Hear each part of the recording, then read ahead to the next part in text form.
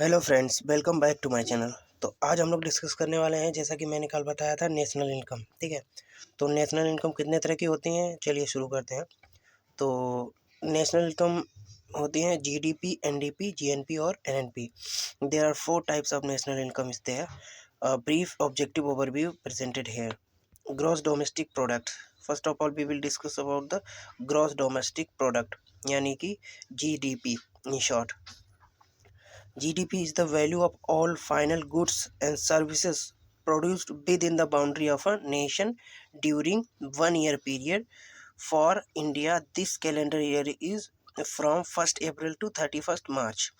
Now, GDP is the value of all final goods, means the all product made within the boundary of the country is called final goods. And the services we provide, the services means online services or the goods which are made and delivered, that goods from door to door or other persons is called service. The process involved in these, the process is called service.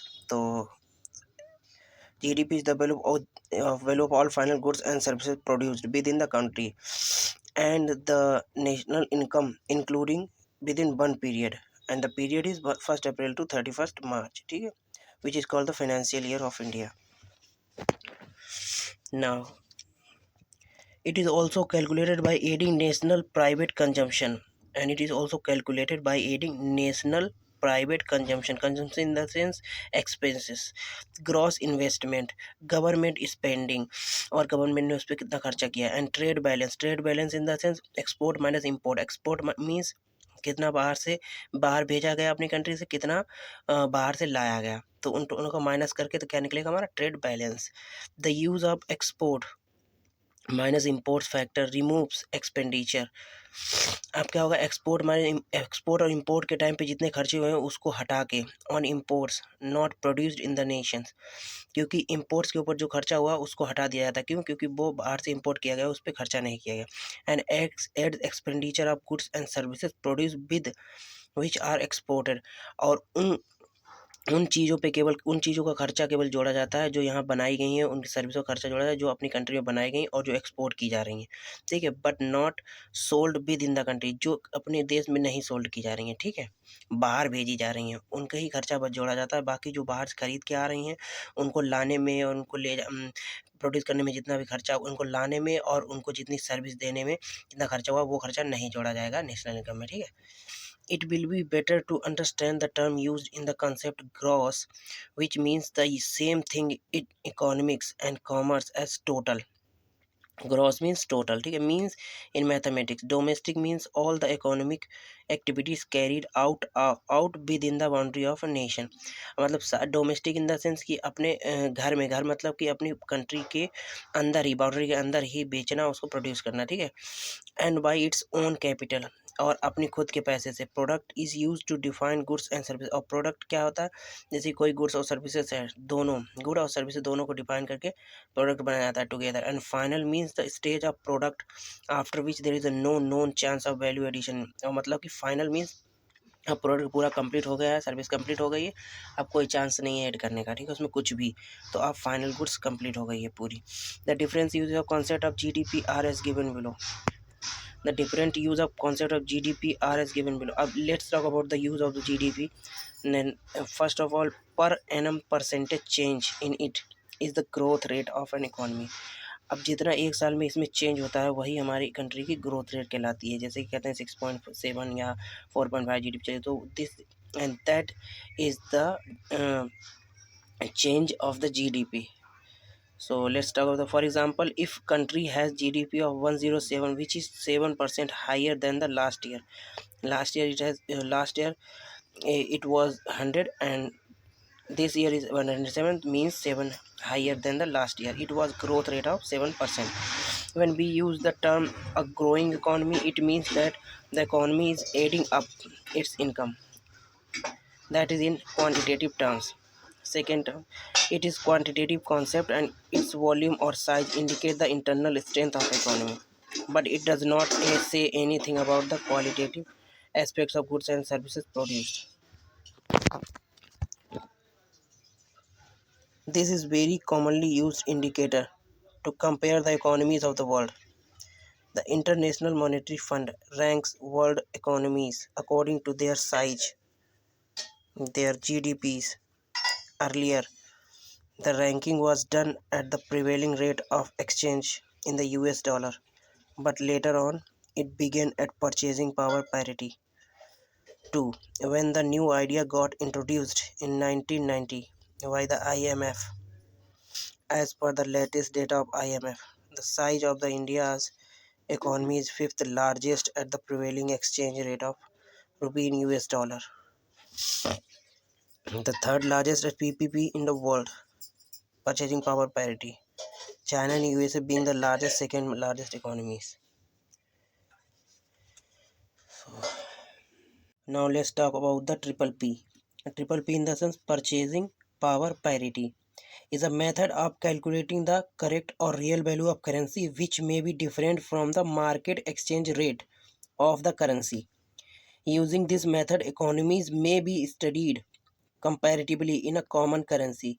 This is a very popular method, handy for the IMF and World Bank. IMF in the International Monetary Fund and World Bank means World Bank. WB, introduced by them in 1990, is studying the living standard of people in different economies. So, let's look at an example. Suppose sugar is selling $1 in US and 20 rupees in India a kilo. Then the PPP based exchange rate of rupee will be $1 equal to 20 rupee. And this is the way the Economist of London has prepared to its Big Mac index, comparing the McDonald's Big Mac burger prices in different economies. Means बड़ी बड़ी चीज़ों के price कैसे decide होते हैं. Suppose करो कि अपने यहाँ चीनी 20 रुपये किलो है और डॉलर में अमेरिका में $1 के बराबर है. ठीक है, तो जब हम अपने यहाँ 1 किलो चीनी लेंगे तो 20 रुपये की मिलेगी, वहाँ लेंगे तो $1 की मिलेगी. Means dollar is greater than rupees. Means अपने यहाँ हमें 20 रुपये देने पड़ने उसी चीनी के लिए और वहाँ 1 रुपये. तो क्या होगा, जो परचेजिंग पावर पैरिटी होगी वो एक्सचेंज रेट वो सेम नहीं होगा. ठीक है, हर जगह उसको बदलना पड़ेगा. क्यों? और इसी हिसाब से क्या है, बड़ी बड़ी कंपनियां जो है अपना प्राइस डिसाइड करती हैं. $1 हमारा कितने रुपए का है, लेकिन ये चला नहीं. क्यों? क्योंकि पैसों के डिफरेंस की वजह से. In the theory, the value of currency in terms of their market exchange rate should converge with their value in terms of PPP in the long run. But that might not happen due to many factors like fluctuation in inflation, level of money supply, follow of the exchange rate regime, fixed, floating, and etc. Calculation of PPP, a comparable basket of goods and service selected. Okay. Let's talk about the net domestic product. Net NDP जिसको बोलते हैं, net domestic product is the GDP calculated after adjusting the weight of the value of depreciation. Means जो value बनाने में, जो goods और service बनाने में जो जितना खर्चा आया है, ठीक है, खर्चा आया है, और उसको एक्सपोर्ट करने में जितना खर्चा आया है, एक्सपोर्ट करने में, उन सबको माइनस करके जो कुछ बचता है जीडीपी से, उन सबको माइनस कर दो. मतलब वो जीडीपी हो गई टोटल, खर्चा वगैरह सब जोड़ दिया और जितना सब कुछ हुआ, जितना इनकम हुई वो सब जोड़ दी. अब उससे जितना एक्सपोर्ट करने में जितना डेप्रिसिएशन, मतलब ऐसे नुकसान हुआ है कुछ जो कि दोबारा यूज नहीं किया जा सकता. मतलब डेप्रिसिएशन मीन्स कुछ स्क्रैपिंग हुआ या कुछ ऐसा मटेरियल उससे निकला जब प्रोड्यूस के टाइम पे जो स्क्रैप में गया, उसको हटा के तब जीडीपी की वैल्यू जो बचती है उसको हम कहते हैं NDP, means net domestic product. तो वही लिखा है यहाँ पे, NDP is the GDP calculated after adjusting the weight of the value of depreciation. And जो इसकी डेप्रिसिएशन की वैल्यू है उसको एडजस्ट करके. This is basically net form of GDP, that is GDP minus the total value of wear and tear. Wear में depreciation, ठीक है, that happened in the assets. जो असेट्स में है होती है, क्या होती है, while the goods and services were being produced. Production के टाइम पे जो स्क्रैप वगैरह निकलता है उसको. All assets except human beings go for depreciation in the process of their uses. केवल ह्यूमन बींग्स के अलावा बाकी सारे एसेट्स जितने प्रोडक्ट से रिलेटेड है वो सब डेप्रिसिएशन में काउंट किए जाएंगे, क्योंकि सब में थोड़ा बहुत डिप्रिसिएशन होगा, केवल ह्यूमन बींग्स के अलावा सब में डेप्रिसिएशन होगा. ठीक है, the government of the economics decide and announce the rate by which asset depreciate. Government एक रेट डिसाइड करती है कि इतने से ज़्यादा डेप्रिसिएशन नहीं होना चाहिए और इतना ही डेप्रिसिएशन काउंट होगा. ठीक है, तो वह है रेट ऑफ डेप्रिसिएशन। तो NDP इज इक्वल टू क्या होगा, GDP minus depreciation. This is way NDP of an economy has to be always lower than its GDP for the same year since there is no way to cut the depreciation to zero. और depreciation zero हो नहीं सकता, ये तो सबको पता है, ठीक है, कोई भी चीज़ आइडियल नहीं होती है। To cut the loss due to depreciation, the different use of concept of NDP are given below. For domestic use only, this was used to understand the historical situation of the loss due to depreciation to the economy. It was also used to understand and analyze the sectoral situations of the depreciation in industry and trade.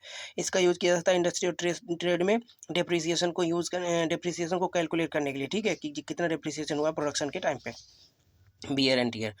To show that achievement of the economy, अपनी economy के achievement को show करने के लिए हम उसका net form दिखा सकते हैं कि हमारे इकोनॉमी में इतना डेप्रिसिएशन हो पिछले साल कंपेरिजन में कम हुआ, ऐसा हम लोग कैलकुलेट कर बता सकते हैं, ठीक है। तो उससे हमारा अपना हमें अचीवमेंट ये मिलेगा कि हमारी GDP ने कितनी ग्रोथ की है, ठीक है। Potential GDP, it represent the maximum suitable level of production. Optimum मतलब कि कम से कम, ना ज़्यादा डेप्रिसिएशन कम, ना ज़्यादा बढ़ा हुआ, ठीक है। तो यही सब है। उसके बाद बात करते हैं ग्रॉस नेशनल प्रोडक्ट की। तो GNP is the GDP of country added with its income from abroad. Here the transboundary economic activities of an economy are also taken into account. The item which are counted in the segment income from abroad. Means क्या है इसमें, GNP क्या है, GNP is the GDP of a country added with its income from abroad. अब जितना कि अपने Indians हैं वो बाहर किसी कंट्रीज़ में है और वहाँ से जो इनकम अपने यहाँ भेजते हैं तो वो ऐड होती है GDP में, उसको हम कहते तब क्या होती है, वो GDP plus income from abroad is called the GNP, gross national product. लेकिन इंडिया के क्या में क्या होता है, प्राइवेट रिमिटेंसेस आते हैं, किसके फॉर्म में आती है जी बाहर से पैसा इंडिया में, रिमिटेंसेस के फॉर्म। रिमिटेंस मतलब this is the net outcome of money which inflows and outflows account of the private transfers. जो पैसे बाहर जो रहने वाले हैं, विदेश में रहने वाले, वो अपने यहाँ इंडिया भेजते हैं बाहर का पैसा, तो उसको हम रेमिटेंसेस कहते हैं। तो रेमिटेंसेस वो ऐड होता है अपने GDP में, कितना हर साल बाहर से पैसा आ रहा है, तो वो GDP में ऐड होगा, तब बनेगी हमारी GNP, तो उसको कहते हैं ग्रॉस नेशनल प्रोडक्ट, GNP बनेगी। लेकिन इंडिया के केस में क्या रहता है, इंडिया के केस में हमेशा रेमिटेंसेस कम ही रहता है, तो क्या रहेगा, ये GNP हमेशा इसकी माइनस में ही रहती है, इसको माइनस ही में कहते हैं। तो GDP माइनस रेमिटेंसेस होगा इन केस ऑफ इंडिया, ठीक है, क्योंकि इतना पैसा नहीं आता कि वो GDP से ज़्यादा हो जाए, ठीक है। इंटरेस्ट ऑन एक्सटर्नल लोन्स, जो एक्सटर्नल लोन्स देती है गवर्नमेंट, उससे पैसा जो आता है, और एक्सटर्नल ग्रांट्स जो देती है कंपनी को बड़ी बड़ी, वो उससे पैसा आता है, ठीक है, उन सबको। तो GNP क्या हो जाएगी, ग्रॉस नेशनल प्रोडक्ट हमारा क्या हो जाएगा, GDP plus income from abroad, but it becomes GNP is equal to GDP minus income from abroad, that is GDP minus income from abroad in case of India. This means that India's GNP is always lower than GDP, ठीक है, GNP कभी बढ़ नहीं पाती है क्योंकि इतना पैसा नहीं आता है बाहर से कोई काम करने वालों के लिए कि वो GDP से भी ज़्यादा हो जाए, ठीक है।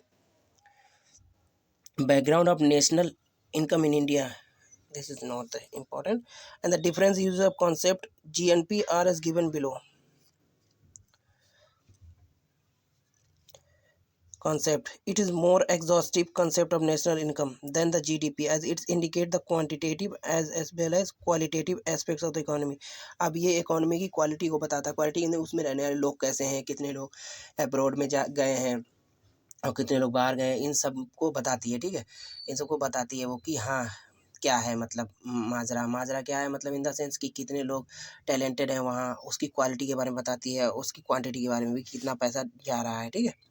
It enables us to learn several facts about the production behavior and pattern of an economy.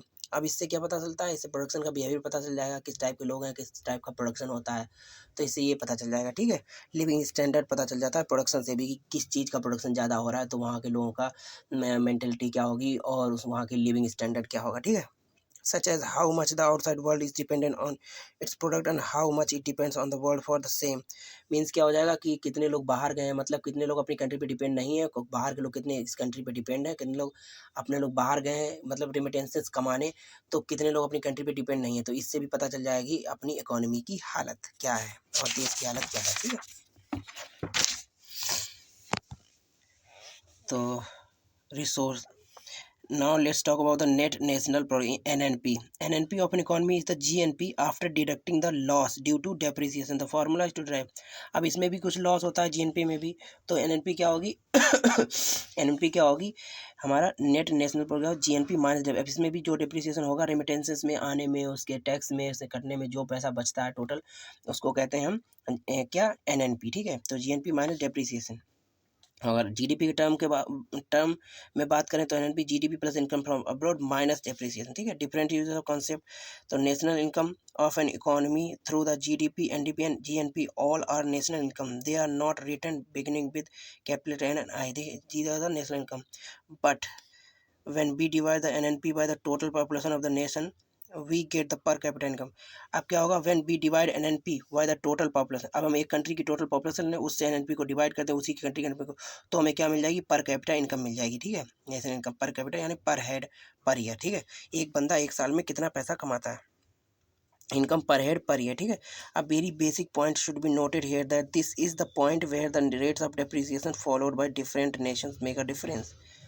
अब इसमें क्या होगा, अब पर कैपिटा इनकम में डिफरेंस कहाँ पे हो जाता है, जब हम पर कैपिटा कि यहाँ के देश की पर कैपिटा इनकम ज़्यादा है तो यहीं पे डिफरेंस होता है कि डेप्रिसिएशन, वहाँ के देशों के जो बाहर लोग रह रहे हैं वो कम से कम रह रहे हैं, अपने देश में ही काम कर रहे हैं, तो वहाँ डेप्रिसिएशन कम होगा और तो वहाँ जीडीपी की ग्रोथ बढ़ेगी, तो पर कैपिटा इनकम भी बढ़ेगी। ठीक है, जब डेप्रिसिएशन कम होगा तो नेट नेशनल क्या कहते हैं प्रोडक्ट बढ़ेगा, तो पर कैपिटा इनकम बढ़ेगी, नेशनल इनकम बढ़ेगी। The higher the rates of depreciation lower the PCI per capita income and whenever be reason for it logically or artificially, though the economies are free to fix any rate of depreciation for different areas, different assets। ठीक है, so